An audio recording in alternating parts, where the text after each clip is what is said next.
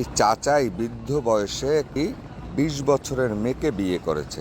জিনিসটা শুনতে অবাক লাগে। তো চাচা কেমন আছেন একটু বলবেন কি? হ্যাঁ, ভালো আছি। আসলে কাকা, আপনি এই বয়সে বিয়ে করছেন, এরকম একটি খবর শুনে আপনাদের বাড়িতে গেলাম, পেলাম না, কারণটা একটু বলবেন? সমস্যা, আমার ছেলে বউরা গ্রামের মানুষই আমাকে বাইর করে দিয়েছে বাড়িতে। এই জন্য বের করে দেওয়ার কারণ হচ্ছে আপনি এই বৃদ্ধ বয়সে ২০ বছরের একটি মেয়েকে বিয়ে করেছেন, এজন্য আসলে তারা আপনাদেরকে বাড়ি থেকে বের করে দিয়েছে। এটার নাম আমার কোনো বাড়ি, এখানে ভাড়া থাকি। বিয়ে করেছি ওই যে আমার ছেলের বউর জন্য, কষ্টের জন্য। আমার খুব দুঃখ, তারা আমার দেখে না, একটা কাপড় দিয়ে দেয় না, ভাত কাপড় দেয় না, কোনো কিছু না, খালি শুধু আমার দিয়ে কাজ করাবে, কিন্তু খাওয়া যাচ্ছে। বিয়ে করেছি, আমার ভালো লাগছে, আমি বিয়ে করছি। আসলে আমি তো এখন দেখি যে বর্তমান যুগের ছেলেদের বিয়ে করলে ওরা মানে একটা রেখে আরেকটার কাছে চলে যায় বা ৩-৪টা বিয়ে করে, চরিত্র ঠিক থাকে না। তো এর জন্য আমি ভাবছি কি যে আমি বিয়ে করলে বয়স বেশি থাকলে থাকুক, সমস্যা নাই, কিন্তু বয়স বেশি থাকা ব্যক্তিটা তো আমাকে মানে সারা জীবন আগলে রাখবে, দেখে রাখবে, আমাকে ছেড়ে কখনো যাবে না। এর জন্য আর কি আমি করছি।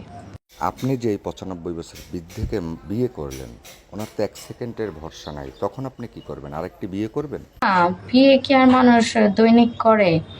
করছি, সে মারা গেলেও তারপরও হ্যাঁ, সেও আমাকে অনেক পছন্দ করে, আমিও করি। ফ্যামিলিগতভাবে হয় নাই, এটা আমরা দুইজনে বিয়ে করেছি।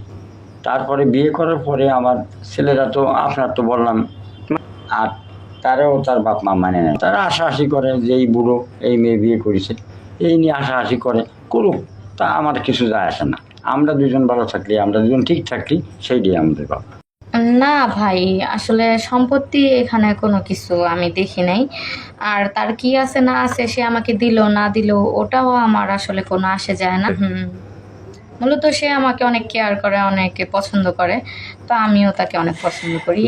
তো দর্শক ভাইয়েরা, চাচার মুখ থেকে শুনলেন যে চাচা কেন কি জন্য ৯৫ বছরের বৃদ্ধ হয়েও ২০ বছরের একটি মেয়েকে বিয়ে করলো। দোয়া রইল, শুভকামনা, দাম্পত্য জীবনে তারা সুখী হোক।